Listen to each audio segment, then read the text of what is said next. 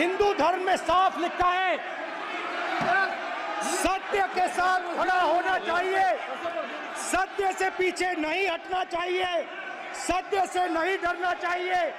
अहिंसा हमारा प्रतीक है। अभय मुद्रा ऐसे कीजिए, ऐसे कीजिए, अभय मुद्रा।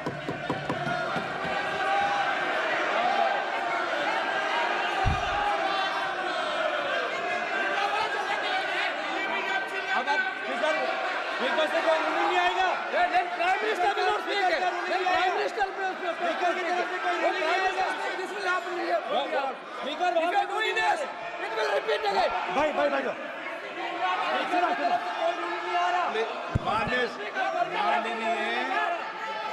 ये आप बात समझिए,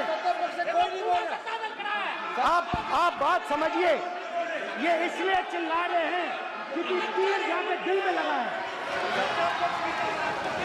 दिल में जाके तीर लगा है, इसलिए ये चिल्ला रहे हैं। देखो चुप हो गए, देखिए स्पीकर साहब चुप हो गए सब।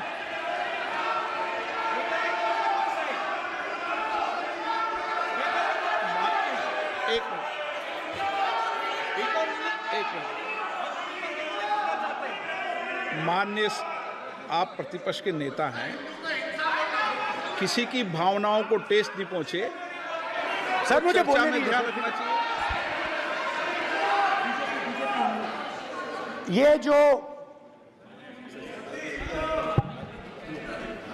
ये विषय बहुत गंभीर है, पूरे हिंदू समाज को हिंसक कहना ये गंभीर विषय है। बीजेपी को आपको नहीं, नरेंद्र मोदी जी पूरा हिंदू समाज नहीं है, बीजेपी पूरा हिंदू समाज नहीं है, आरएसएस पूरा हिंदू समाज नहीं है। भूपेंद्र यादव जी, ये ठेका नहीं है बीजेपी का। भूपेंद्र यादव जी। माननीय अध्यक्ष जी, शोर शराबा कर इतने बड़े वाकया को छिपाया नहीं जा सकता। विपक्ष के नेताजी ने कैटेगोरिकली कहा है कि जो अपने आप को हिंदू कहते हैं वो हिंसा करते हैं। मैं फिर से रिपीट करना चाहता हूं, उनका वाक्य था, जो अपने आप को हिंदू कहते हैं वो हिंसा की बात करते हैं, हिंसा करते हैं। मान्यवर, इस देश में शायद इनको मालूम नहीं है, करोड़ों लोग अपने आप को गर्व से हिंदू कहते हैं, गर्व से हिंदू कहते हैं। क्या वो सभी लोग हिंसा की बात करते हैं, हिंसा करते हैं? हिंसा की भावना को किसी धर्म के साथ जोड़ना, और इस सदन में और संवैधानिक पद पर बैठे हुए व्यक्ति ने, मैं मानता हूं मान्यवर, उन्होंने इसकी माफी मांगनी चाहिए। मान्यवर, मैं उनको एक गुजारिश भी करना चाहता हूं कि इस्लाम में अभय मुद्रा, इस पर इस्लाम के विद्वानों का मत एक बार वो ले ले। गुरु नानक साहब की अभय मुद्रा पर एसजीपीसी का मत वो ले ले। और मान्यवर, अभय की बात तो इनको करने का कोई अधिकार नहीं है। आपातकाल में पूरे देश को इन्होंने भयभीत करा है, लाखों लोगों को जेल में डाला है। और आतंक, वैचारिक आतंक अगर कभी था, वैचारिक आतंक कभी था तो आपातकाल के वक्त था। और मान्यवर, दिल्ली में दिन दहाड़े हजारों सिख भाइयों का कत्लेआम उनके शासन में हुआ। आज वो भय की बात कर रहे हैं। मान्यवर, मेरा आपसे आग्रह है कि श्री राहुल गांधी, नेता प्रतिपक्ष, पहला भाषण होने के बावजूद माफी मांगनी चाहिए, न केवल सदन, पूरे देश की माफी मांगनी चाहिए।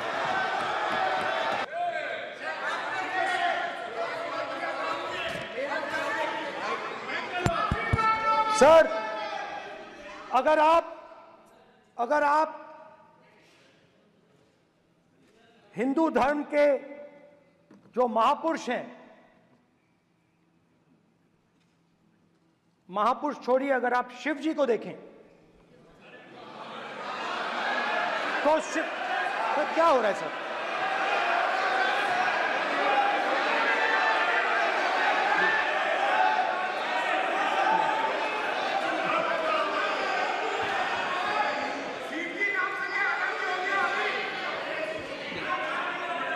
अगर आप शिव जी को देखें तो उनकी इमेज से आपको पता लगता है कि हिंदू डर नहीं फैला सकता, हिंदू हिंसा नहीं फैला सकता, हिंदू नफरत नहीं फैला सकता। और बीजेपी 24 घंटा नफरत, हिंसा, नफरत, हिंसा, नफरत, हिंसा। स्पीकर सर, कहां तक इन्होंने डर फैला दिया है?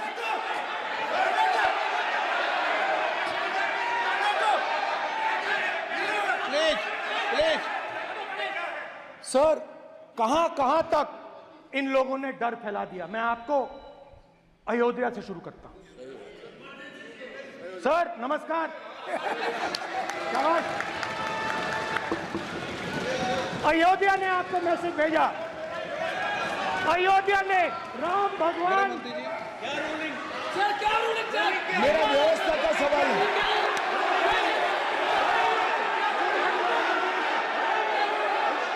इस सदन के नियमों की पुस्तिका, इससे कुछ सदस्यों को क्या मुक्ति दे दी गई है? आपके गाइडेंस के बाद भी बार बार तस्वीर बताना, पूरे बीजेपी को हिंसा कर रही है ऐसे कहना, खड़े होकर एक दूसरे के बीच में हस्तधून करना, सारे नियम इनको लागू नहीं होते हैं। नियम मालूम नहीं है तो ट्यूशन रख ले साहब, सदन इस तरह से नहीं चल सकता है। ये सदन, मेरा आपसे आग्रह है कि ये सदन ऑर्डर में रहना चाहिए, नियमों के अनुसार रहना चाहिए। ये हम सभी सदस्यों का आपसे विनंती है। स्पीकर सर, एक मिनट प्लीज। माननीय सदस्यगण, आप ही किताब राम बताओ। भगवान की तो जन्मभूमि ये ने अपेक्षा करता हूं कि अपन इसके नियम प्रक्रिया चले। नो, सब चले। नो, आपने बताया था नियम। नो,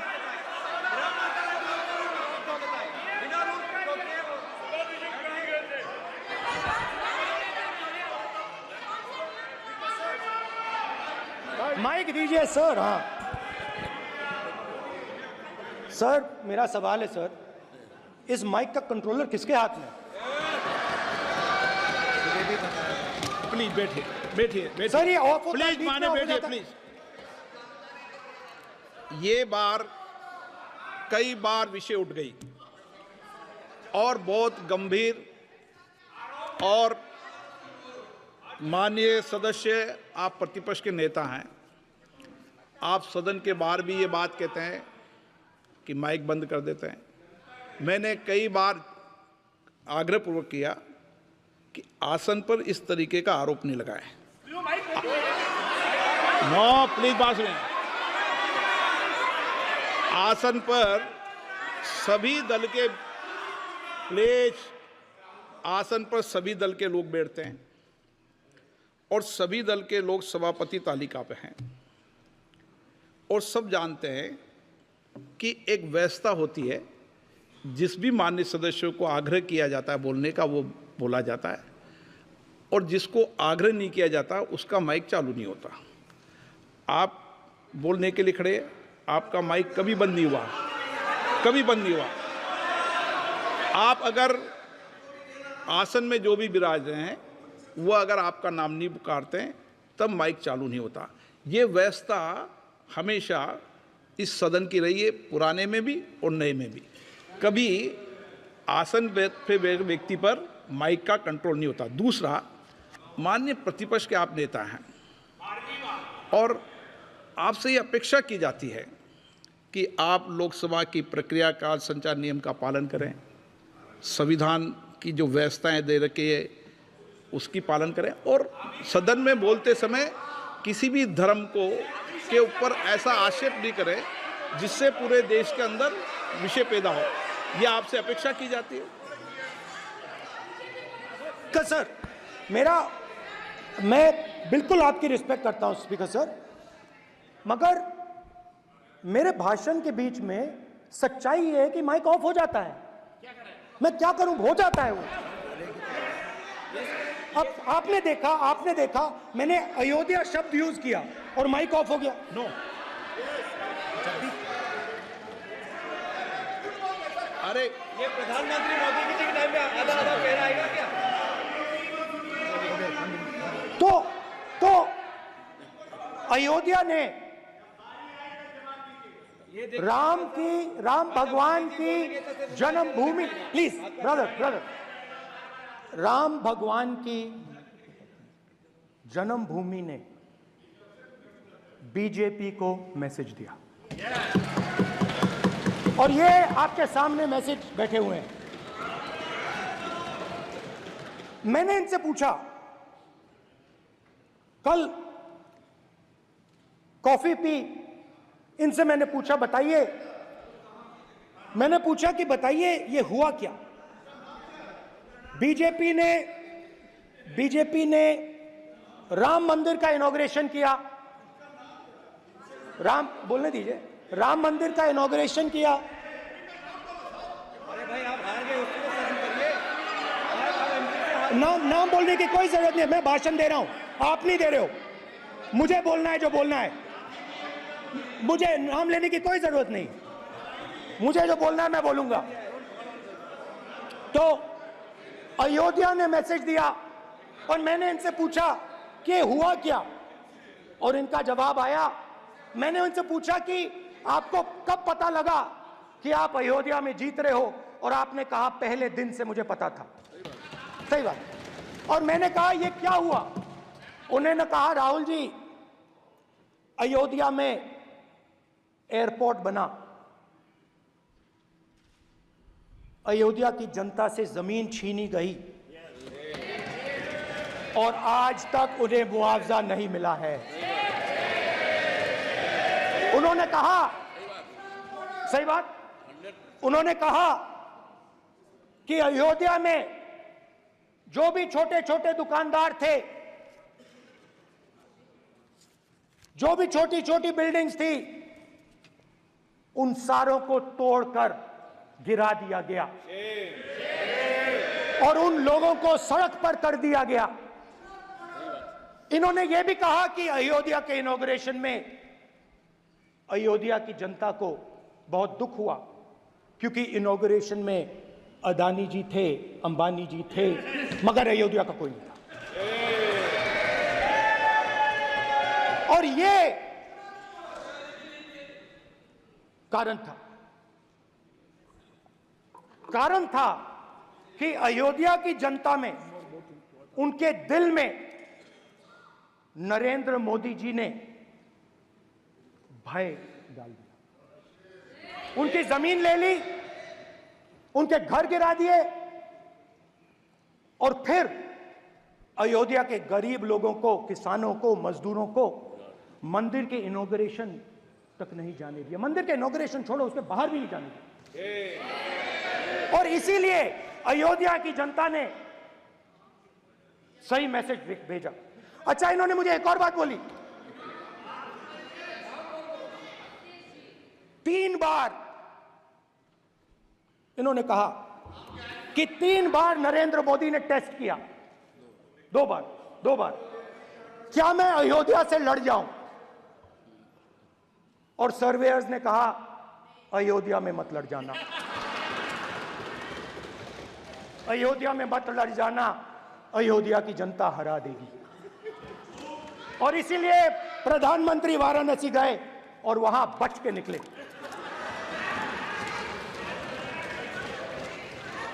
तो अयोध्या की जनता को डराया, पूरे देश को डरा दिया। मैं आपको बताता हूं, आज सुबह में आया, राजनाथ सिंह जी ने मुस्कुरा के मुझे नमस्ते की और मोदी जी बैठे हैं, मुस्कुराहट नहीं, सीरियस, नमस्ते भी नहीं करते। कहीं मोदी जी ना देख लें, प्रॉब्लम हो जाएगी। वही कहानी गडकरी जी की है, सच्चाई है। अरे भाई, अयोध्या की जनता को छोड़ो, ये तो बीजेपी वालों को डराते हैं।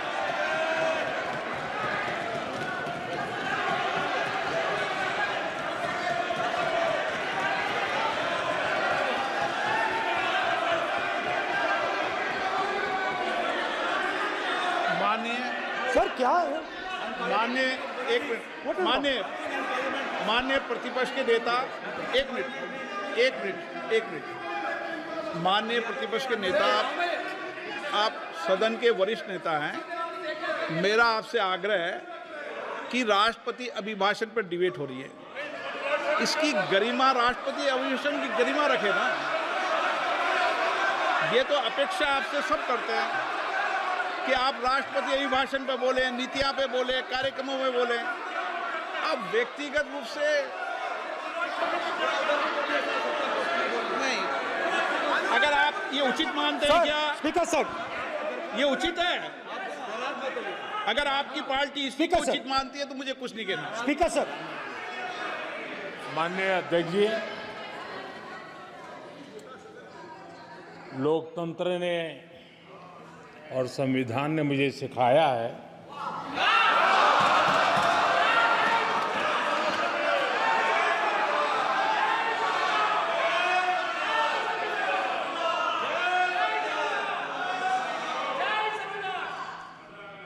कि मुझे विपक्ष के नेता को गंभीरता से लेना चाहिए।